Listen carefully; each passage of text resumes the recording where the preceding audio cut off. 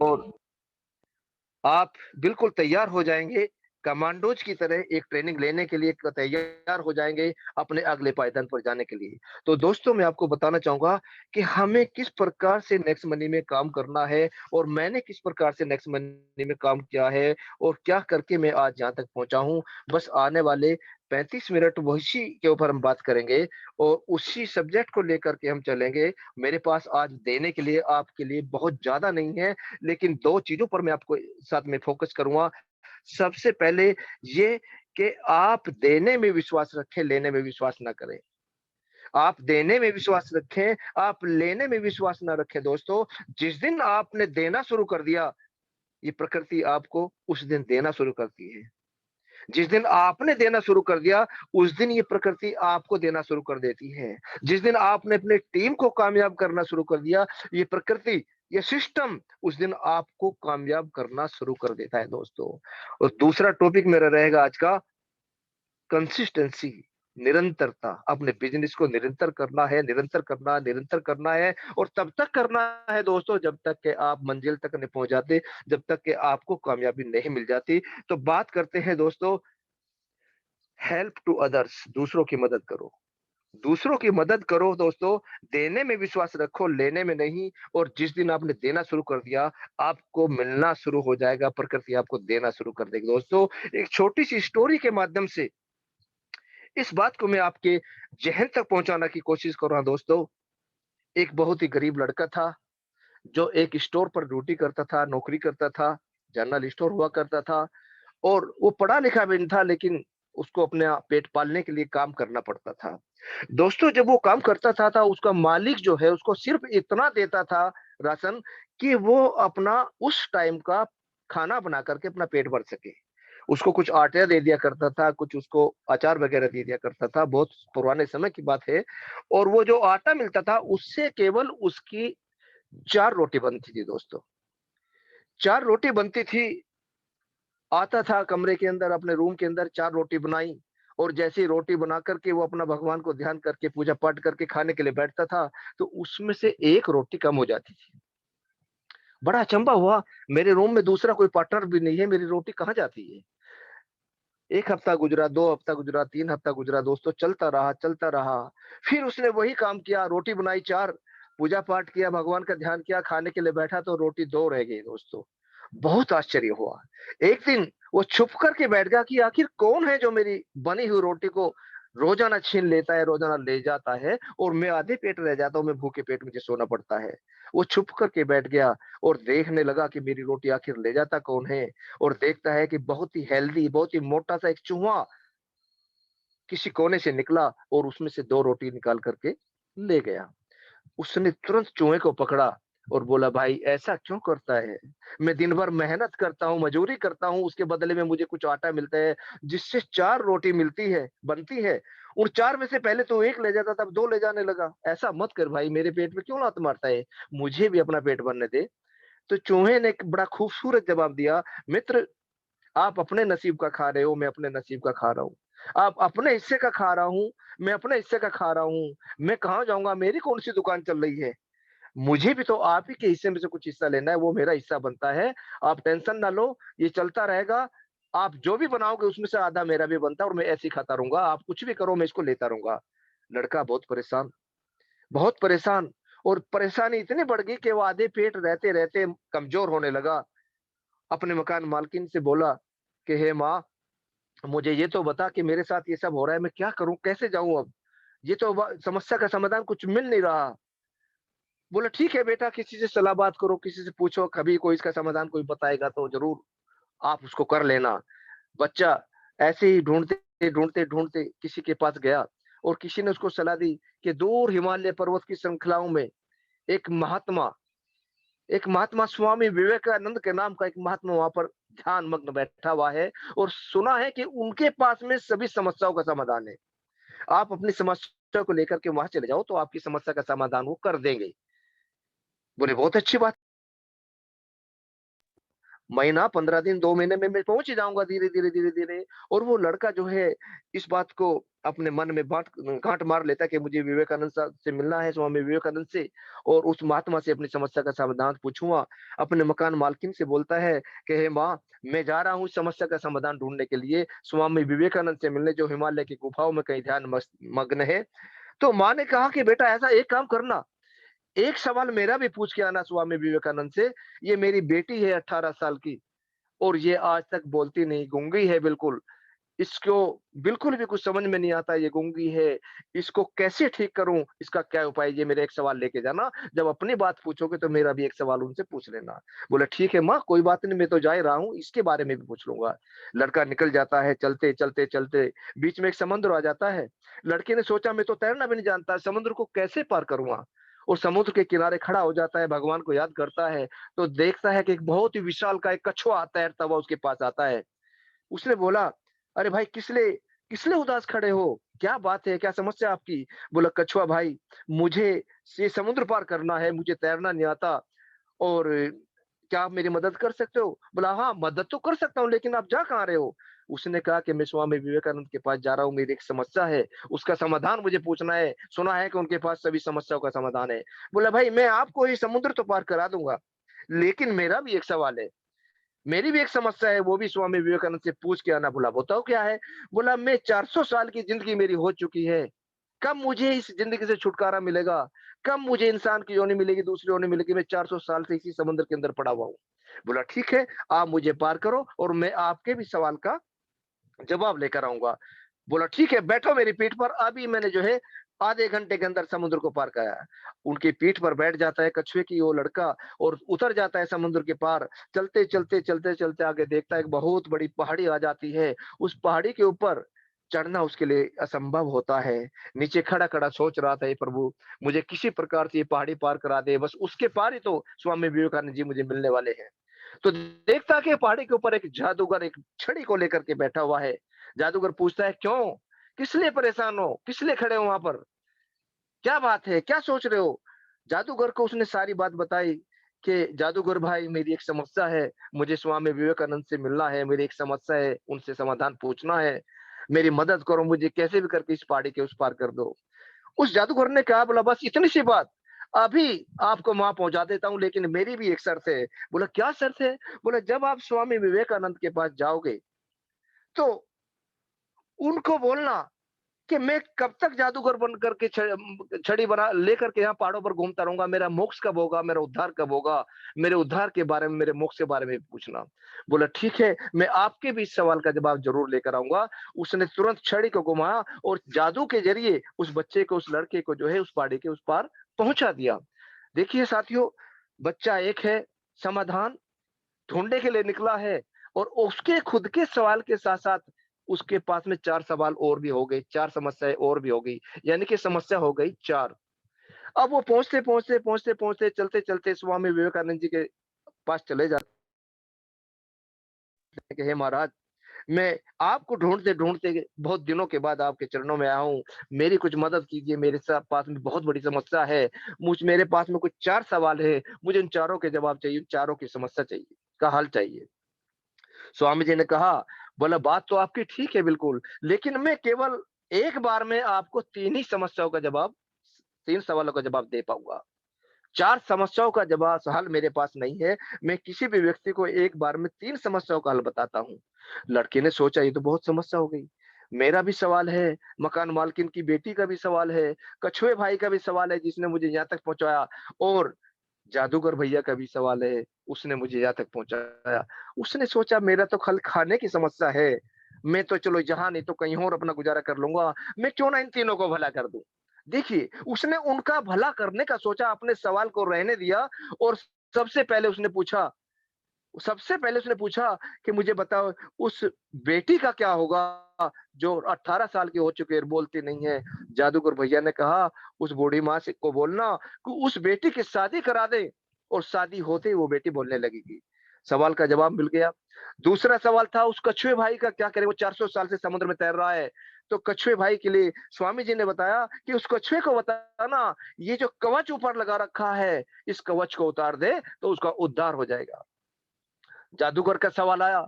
जादूगर के लिए स्वामी जी ने बताया कि उस जादूगर को बताए कि उस छड़ी को फेंक दे, जिस छड़ी को लेकर के वो जादूगर बना घूम रहा है, छड़ी को फेंक दे, उसका भी उद्धार हो जाएगा।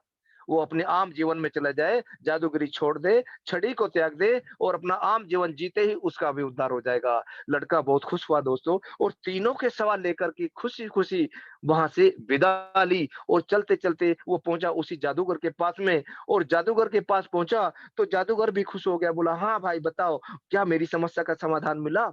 बोला, "बिल्कुल मिला।" बोला, "उन्होंने बताया है कि जिस दिन आप इस छड़ी को फेंक दोगे, जादू की छड़ी को फेंक दोगे, उसी दिन आपका भी उद्धार हो जाएगा, आपको भी मोक्ष मिल जाएगा।"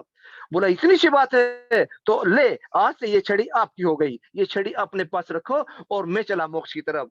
दोस्तों, जैसे ही वो जादू की छड़ी बच्चे को मिली, बच्चे के अंदर तो पावर आ गई, बच्चे के अंदर तो जादू की ताकत आ गई, और छड़ी के बलबूते पे और वो जो चाहे वो करने लगा, और नीचे 1 सेकंड के अंदर पहाड़ से नीचे उतर गया, और आते-आते जैसे वो समुद्र के किनारे आया, तो वहाँ पर उसका कछुआ दोस्त भी इंतज़ार कर रहा था। कछुआ दोस्त बोला कि भाई मेरे समस्या का समाधान कुछ मिला? बोला, बिल्कुल मिला दोस्त। स्वामी जी ने बोला है कि जिस दिन आप इस कवच को उतार दोगे, आपको भी मोक्ष मिल जाएगा, आपको भी जो है अच्छे दिन आ जाएँगे। तो जैसे ही उसने बोला, बोला, अच्छा ये बात है, अभी ये लो, ये मैं कवच को त्याग देता हूँ। दोस्तों, जैसे उसने अपने कवच को उतारा, तो उसके अंदर से बहुत ही सुंदर-सुंदर हीरे, मोती, माणिक्य निकले, और इतने माणिक्य निकले, इतने हीरे, मोती निकले, वो बोला, मुझे तो अब मोक्ष चाहिए, इस हीरे, मोती और माणिक्य का मैं करूँगा क्या? जा, ये सारे के सारे तू लेके चला जा, अपनी ज़िंदगी को असली तरह से जियो। देखिए दोस्तों, देना शुरू किया, दूसरों के बारे में सोचा, जादू की छड़ी भी मिल गई, हीरे मोती माणिक्य भी मिल गए, और खुशी-खुशी एक आलीशान इन चीज़ों को लेकर के वो चल निकला अपनी मकान मालकिन के पास। माँ, मैं आपके भी सवाल का समाधान लेकर आया हूँ। बोला, बेटा जल्दी बताओ। बोला, ये तेरे हाथ में क्या है? बोला, ये मेरे हाथ में जादू की छड़ी है, और ये मेरे पास में हीरे माणिक्य मोती हैं, और आज इनके द्वारा मैं बहुत ही आलीशान ज़िंदगी जी पाऊँगा। ये सब स्वामी जी की वजह से हुआ है। माता ने कहा, बोला, मेरी बेटी के लिए क्या बताया? बोला, माता, बेटी के लिए बताया कि जिस दिन आप इसकी शादी कर दोगे, उसी दिन ये बोलना शुरू कर देगी। माता ने सोचा, इससे बड़ा अमीर आदमी अब कौन होगा? जादू की शक्ति इसके पास है, हीरे मोती माणिक्य की खान इसके पास है। चल बेटा, इसकी शादी मैं तेरे साथ ही कर देती हूँ। अब देखिए दोस्तों, उस बेटी की शादी भी उसके साथ कर देती है, वो बोलना शुरू कर देती है। जादू की छड़ी मिल जाती है, हीरे मोती भी मिल जाते हैं। ये सब कैसे हुआ दोस्तों? क्योंकि उसने अपने सवाल को, अपनी समस्या को पीछे छोड़ कर के उन दोस्तों के बारे में सोचा, जिन्होंने उसको अपनी समस्या बताई थी। तो दोस्तों, इस कहानी के माध्यम से मैं सिर्फ़ इतना बताना चाहता हूँ कि जिस दिन आपने देना शुरू कर दिया, प्रकृति आपको उसी दिन से वो लौटाना शुरू कर देती है। क्योंकि आप जो करते हैं, वो लौट कर आता है आपके पास। आप अपनी टीम के अंदर इस बात को निक लागू कर सकते हैं। अपनी टीम को ये बात सिखा सकते हैं। जिस दिन आपने अपनी टीम की मदद करनी शुरू कर दी, उस दिन आपके प्रमोशन होता चला जाएगा। आप अपने बारे में मत सोचो दोस्तों कि मुझे कामयाब होना है, मुझे सिल्वर बनना है, गोल्ड बनना है, डायमंड बनना है, क्राउन डायमंड बनना है। आप सिर्फ़ और सिर्फ़ अपनी टीम को कामयाब करने के बारे में सोचो, उनको कामयाब ले जाने के लिए प्रयास करो, उनको प्लान दिखाने के लिए सिखाओ, उनको ट्रेनिंग का हिस्सा बनाओ, उनको क्वेश्चन फॉलो करने के लिए उनको तैयार करो, उनको संघर्ष करना सिखाओ, और उनको ड्रीम सेट करना सिखाओ, उनको सारी चीज़ें सिखाओ, उनके लिए प्रयास करो दोस्तों, तो आपका कल्याण होना शुरू हो जाएगा, आपकी तरक्की होनी शुरू हो जाएगी दोस्तों। इसलिए इस छोटी के माध्यम से मैंने आपको बताया कि आप जिस दिन देना शुरू कर दोगे दोस्तों, उसी दिन आपको मिलना शुरू हो जाएगा, क्योंकि ये प्रकृति का नियम है। जैसा आप बोओगे, वैसा ही आपको काटने को मिलेगा दोस्तों। इसमें कोई दो राय नहीं है, अच्छा करो तो अच्छा ही पाओगे, और बुरा करोगे तो दोस्तों तो बुरा ही पाओगे। इसलिए देने की नीयत रखो, लेने की मत रखो दोस्तों। ये कहानी के बाद मैं आपको एक दूसरी कहानी दोस्तों शेयर कर करता हूँ, और दूसरा सब्जेक्ट क्या है आज का, दूसरा टॉपिक क्या है, वो है दोस्तों कंसिस्टेंसी। लगातार काम करते रहना है, निरंतर काम करते रहना है दोस्तों। हम क्या करते हैं, 4 दिन काम करते हैं, 5वें दिन रिज़ल्ट नहीं आया तो छोड़ देते हैं। हम 6 महीना ट्राई करते हैं, रिज़ल्ट नहीं आया तो छोड़ देते हैं। हम 10 लोगों से मिलते हैं, रिज़ल्ट नहीं आया तो हमारे लिए वो अपॉर्च्युनिटी बेकार हो जाती है दोस्तों। ऐसा नहीं करना दोस्तों। जो आदमी टिका रहता है, जो आदमी निरंतर प्रयास करता रहता है, एक दिन वही लंबी रेस का घोड़ा बनता है दोस्तों। वही लंबी रेस का घोड़ा बनता है। हज़ारों उदाहरण आपके पास हैं, हज़ारों मोटिवेशनल स्टोरियाँ आपके पास में, हज़ारों। सोचिए, अगर आज से 3.5 साल पहले जब हेमेंद्र चार साहब, रेस्पेक्टेड मनोज कौशिक साहब इस बिज़नेस की शुरुआत कर रहे थे, उस टाइम ये ऑनलाइन का दिखाने के लिए भी कुछ नहीं था। एक खाली एक कागज के ऊपर कर लिख कर के बताते थे, देखिए ये होने वाला है, ये देखिए ये होने वाला है। अगर उस टाइम इनके पास रिजल्ट नहीं आए थे, तो इनको छोड़ देना चाहिए था। लेकिन दोस्तों इन्होंने तो नहीं छोड़ा। रिजल्ट आपके सामने है। आज लाखों की टीम है, आज लाखों की इनकम है और आज कामयाबी के ऊँचे पायदान पर पहुँच चुके हैं दोस्तों। इसलिए बिल्कुल भी अपने आप को हताश नहीं करना है, निराश नहीं करना है। कठिनाइयाँ आएँगी, समस्या आएँगी, क्योंकि समस्या आना इस बिज़नेस का पार्ट है। This is the part of business. समस्या, प्रॉब्लम जो है बिज़नेस का पार्ट है दोस्तों। कोई भी समाधान, कोई भी कामयाबी बिना समस्या के नहीं मिलती दोस्तों। अगर आप कामयाबी चाहते हैं तो अपने आप को बिल्कुल जो है उस समस्या से लड़ने के लिए तैयार करना पड़ेगा। झेलने की ताकत अंदर पैदा करनी पड़ेगी। उस समस्या को खपाने की ताकत अपने आप को पैदा करनी पड़ेगी दोस्तों। समस्या है तो समाधान है। और कोई भी समाधान जब निकलता है, जब उसको आप फेस करते हैं, जब उसका समाधान ढूँढते हैं, तभी मिलता है उसका समाधान। दोस्तों, एक छोटी-सी कहानी के माध्यम से मैं आपको कंसिस्टेंसी के बारे में, निरंतरता के बारे में बताना चाहूँगा, तो मुझे पूरा विश्वास है कि आज के बाद आप किसी भी काम को निरंतर करेंगे, लगातार करेंगे। दोस्तों, एक छोटे से गाँव की कहानी है। आप सुनना चाहेंगे तो चैट बॉक्स में लिख सकते हैं यस। एक छोटे से गाँव की कहानी है जिसके अंदर एक असाधारण बच्चा रहता था। एक असाधारण बच्चे की कहानी मैं आपको बताना चाहूँगा दोस्तों। एक छोटा-सा गाँव था जंगल के किनारे, उसमें एक छोटा-सा बच्चा रहता था और वो बच्चा बहुत ही असाधारण बच्चा था। इस कहानी के माध्यम से मैं आपको बीच-बीच में येस और नो पूछना चाहूँगा दोस्तों, आप चैट बॉक्स में ज़रूर येस और नो लिखें, जिससे आप मेरे साथ में जुड़े रहें, मेरा और आपका बिल्कुल जो कनेक्शन जुड़ा रहे एक-दूसरे से। वो छोटा-सा बच्चा जो था, बहुत ही होनहार बच्चा था, बहुत ही असाधारण बच्चा था और जिसका नाम आपको इसको कहानी के बाद में पता चलेगा। इस बच्चे का नाम इस कहानी के बिल्कुल लास्ट में पता चलेगा। बस आप तैयार हैं और बहुत सारे मेरे दोस्त लिख रहे हैं यस, आप तैयार हैं दोस्तों। तो इस बच्चे के बारे में मैं आपको बताना चाहूँ कि ये बच्चा जब छोटा था,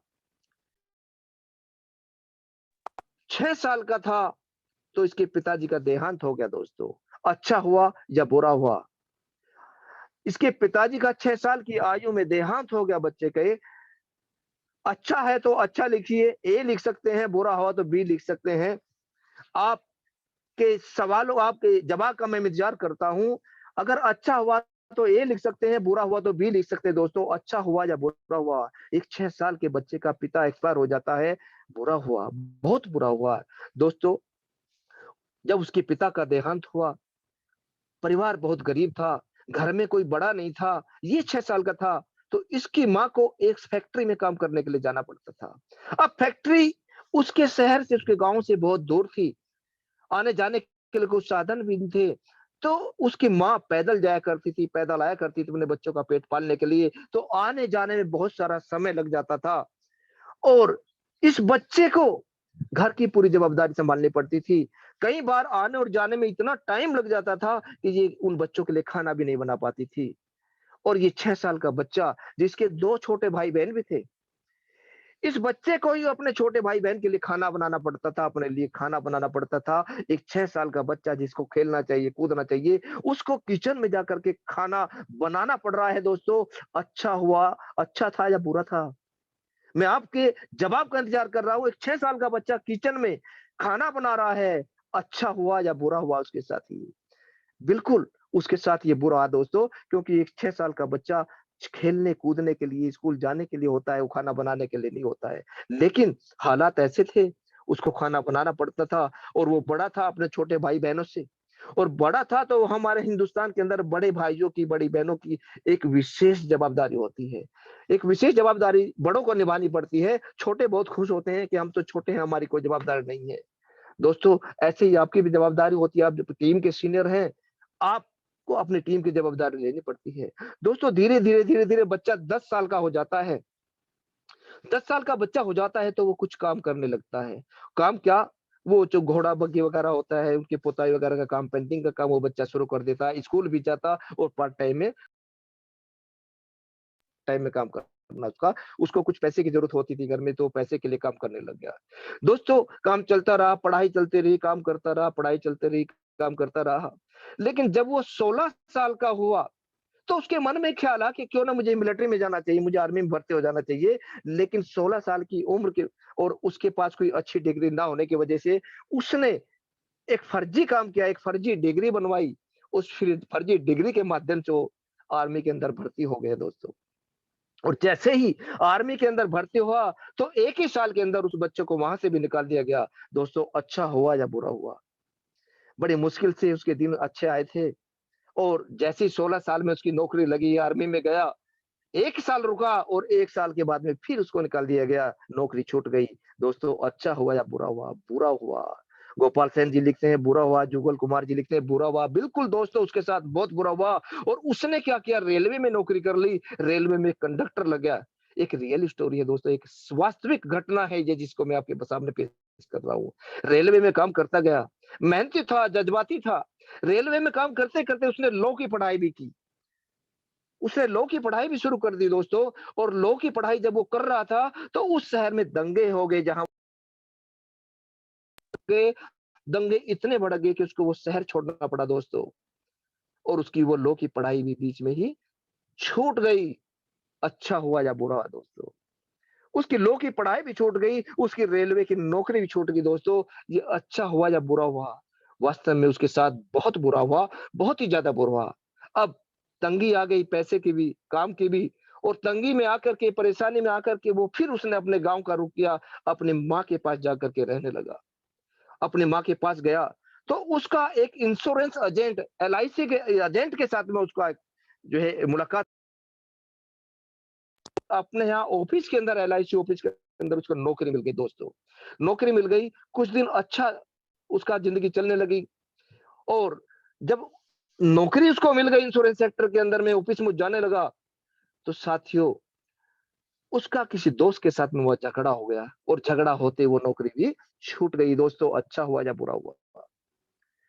एक के बाद एक के बाद एक के बाद एक के बाद एक उसके साथ में बुरा होता जा रहा है दोस्तों। उसकी वो नौकरी जो इंश्योरेंस ऑफिस में मिली थी, उसकी वो नौकरी भी छूट गई दोस्तों। चलिए कुछ समय बाद उसने एक फेरी बोट कंपनी बनाई। फेरी बोट मतलब जो बोट के अंदर सामान इधर से उधर भेजा करते हैं। ऐसी एक छोटी सी बोट बनाई, कंपनी नहीं, एक बोट बनाई जुगाड़ करके। और उस बोट के अंदर सामान ले जाने लाने का काम करने लगा और ये धंधा उसका चल निकला। ये धंधा उसका कई सालों के बाद में चल निकला दोस्तों। लेकिन जैसे ही ये फेरी बोट वाला काम कर रहा था, इस चलते हुए धंधे को बंद करने का उसके दिमाग में विचार आया और उसने सोचा क्यों ना मैं एक केमिकल बल्ब बनाने का काम शुरू करूं, क्योंकि उस वक्त जो है केमिकल बल्ब का काम बहुत ज्यादा जोरों शोरों पर था। उसने इस चलते हुए धंधे को बंद करके केमिकल बल्ब बनाने का काम शुरू कर दिया। एक कंपनी खोल ली और केमिकल बल्ब बनाने लगा। अब चूंकि दोस्तों केमिकल बल्ब और भी बहुत सारी कंपनी बना रही थी और मार्केट के अंदर कंपटीशन ज्यादा था, रेट वाइज दूसरों के बल्ब इससे सस्ते होते थे, इसलिए इसकी वो कंपनी भी दोस्तों बंद हो गई। दोस्तों, अच्छा हुआ या बुरा हुआ? वो काम भी इसका नहीं चल पाया। एक चलते हुए काम को छोड़ करके नया काम शुरुआत की थी, लेकिन कंपटीशन ज्यादा होने की वजह से दोस्तों वो कंपनी भी उसकी बंद हो गई, उसको छोड़ना पड़ा दोस्तों। बहुत बुरा हुआ, वास्तव में बहुत बुरा हुआ उसके साथ में। और दोस्तों, जब ये काम भी नहीं उसका चल पाया, कंपनी उसकी बंद हो गई, उस वक़्त तक उस व्यक्ति की उम्र दोस्तों हो गई थी 35 साल। और 35 साल की उम्र में ना उसके पास अपना खुद का मकान था, ना उसके पास पैसा था और ना कोई सहूलियत थी दोस्तों। अब इसने सोचा कि कुछ और किया जाए। अब ये एक टायर कंपनी के अंदर सेल्समैन बन गया दोस्तों। और सेल्समैन की नौकरी उसने कुछ दिन की और सेल्समैन की नौकरी करते-करते जब वो 40 साल का हो गया, काम की तलाश हो में चलता रहा, लेकिन वो दोस्तों जो है जो टायर की कंपनी थी वो भी बंद पड़ गई। फिर उसके साथ एक बुरा हो गया। 40 साल की उम्र में टायर कंपनी में लग गया और टायर कंपनी भी कुछ दिन चली और बंद हो गई दोस्तों। फिर उसके साथ में बहुत बुरा हो गया दोस्तों। लेकिन काम की तलाश में भटक ही रहा था, तो उसकी मुलाकात एक तेल कंपनी के मैनेजर से हुई। और तेल कंपनी के मैनेजर ने 40 साल की उम्र में जो काम करने का एक एक जुनून होता है, उसने उसके अंदर देखा और उस जुनून के कारण उस तेल मालिक ने उसको एक पेट्रोल पंप दे दिया कि आप ये पेट्रोल पंप चलाइए और इससे आप अपना जो है काम चलाइए, आपकी भी कमाई होगी और हमारी भी काम हुई। दोस्तों, पेट्रोल पंप जैसे ही चला, पेट्रोल पंप के ऊपर जैसे ही काम किया, उस वक़्त अमेरिका के अंदर मंदी का दौर आ गया। अचानक मंदी आ गई और इतनी मंदी आ गई दोस्तों कि पेट्रोल पंप इसको बंद करना पड़ा। दोस्तों, फिर एक बार पूछना चाहूँगा, अच्छा हुआ या बुरा हुआ? पेट्रोल पंप भी बंद करना पड़ा, जो कई कामों के बाद उसने शुरुआत की थी और एक अच्छा उसमें पैसे की अर्निंग शुरू हुई थी, लेकिन वो पेट्रोल पंप भी दोस्तों बुरा बंद करना पड़ा। लेकिन उसी साल लेकिन उसी साल फिर से दोबारा हिम्मत जुटाई और पेट्रोल पंप का काम शुरू किया और फिर मैनेजर ने कहा कि इस बार हम आपसे बहुत ज़्यादा पैसा नहीं लेंगे, आप पेट्रोल पंप को चलाइए और जो भी पेट्रोल बिकेगा उसका कुछ कमीशन आप हमें देते रहिएगा।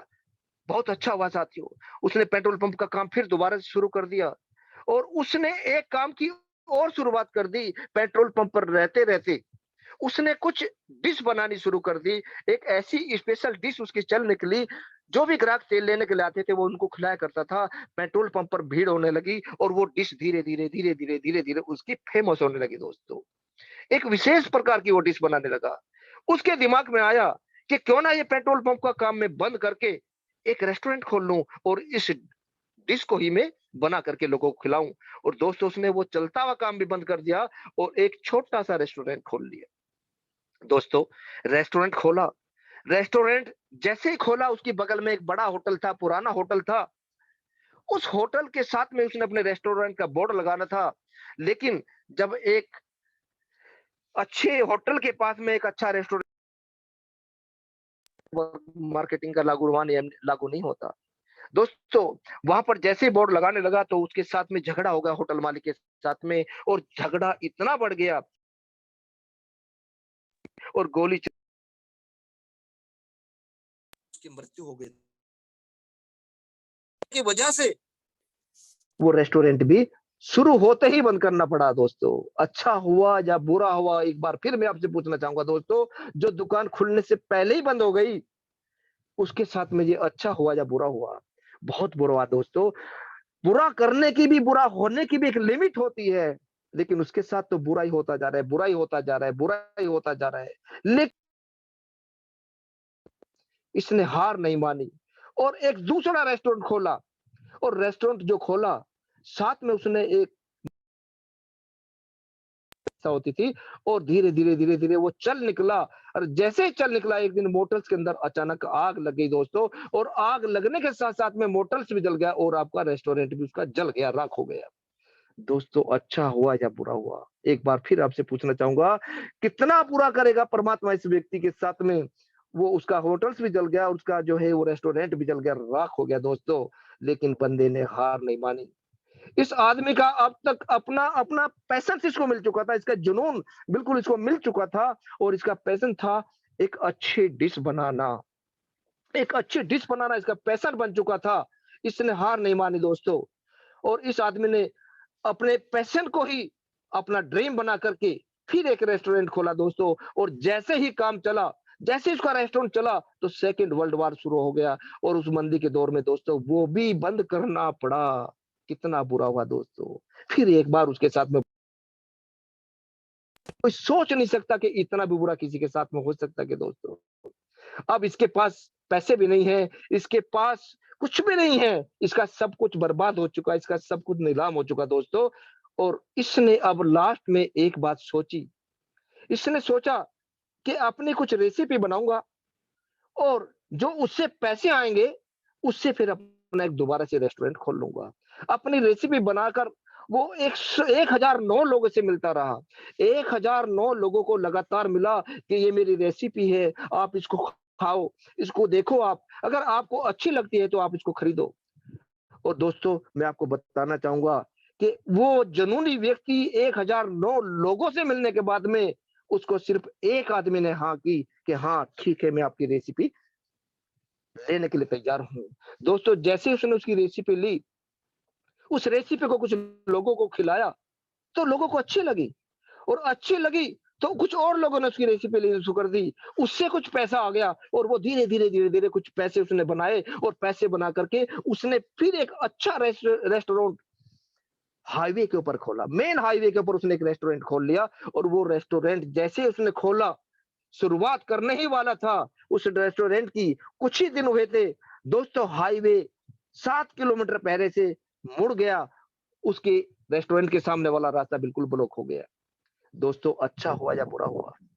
एक बार फिर आपसे पूछना चाहूँगा कि अच्छा हुआ या बुरा हुआ? इतना कुछ करने के बाद उसने फिर एक रेस्टोरेंट खोला और वो 7 किलोमीटर पहले ही हाईवे बंद हो गया, दूसरी तरफ मोड़ दिया गया।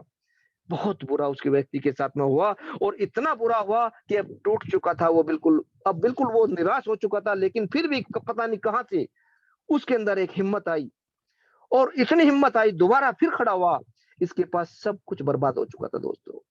अब इसके पास एक फटीचर सी एक पुरानी सी कार बची थी और एक उसकी पत्नी थी, एक कुकर था और एक गैस का सिलेंडर था, इसके अलावा उसके पास कुछ नहीं बचा था।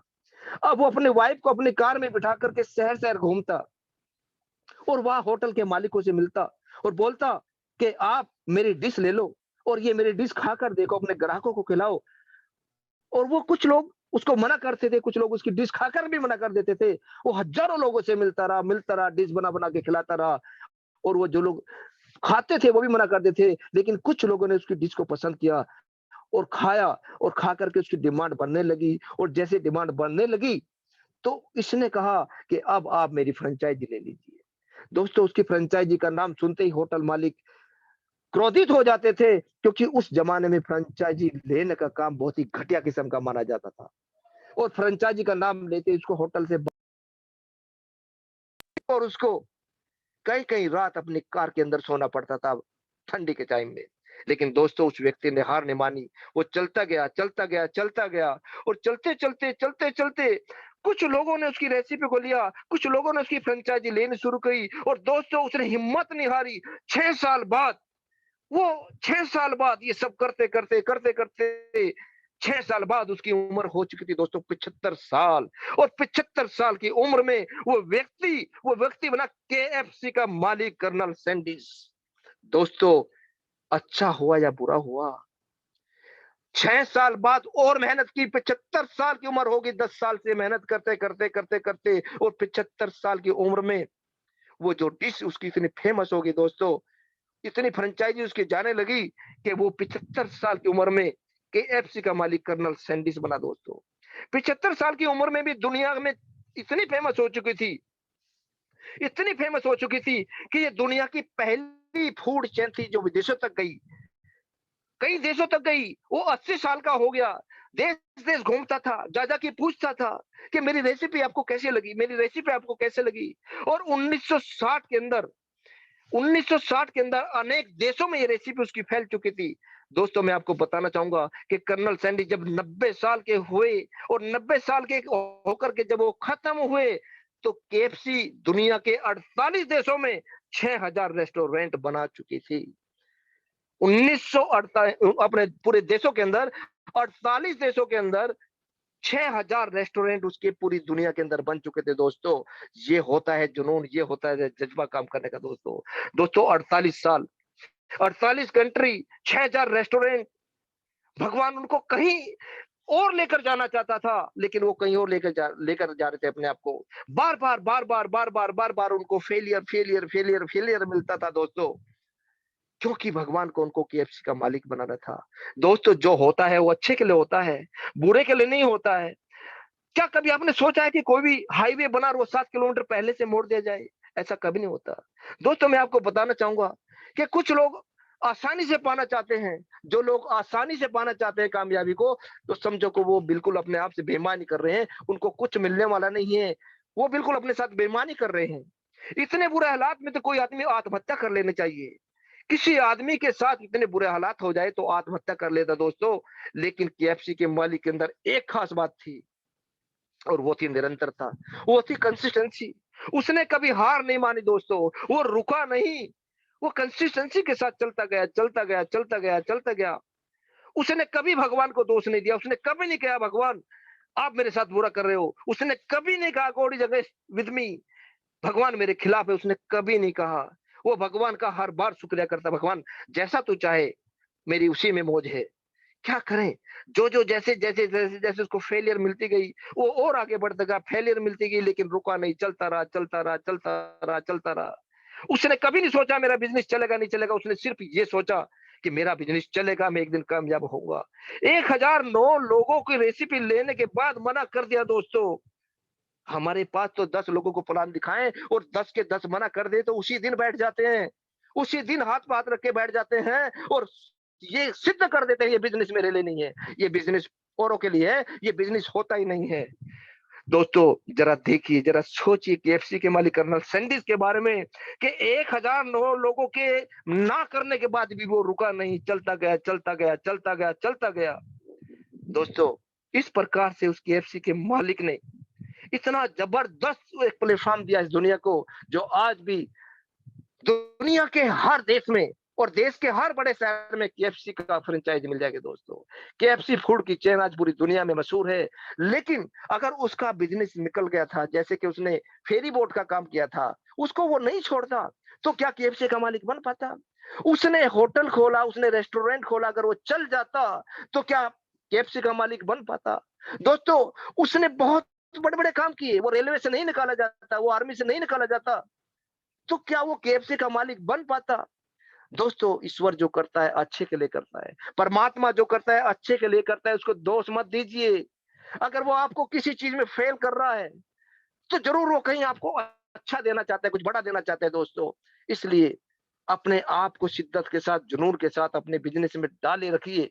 कंसिस्टेंसी के साथ में लगे रहिए, लगे रहिए, लगे रहिए। ज़रा सोचिए, 10 साल की उम्र में संघर्ष करना शुरू किया, वो 75 साल की उम्र में जाकर उसको कामयाबी मिली।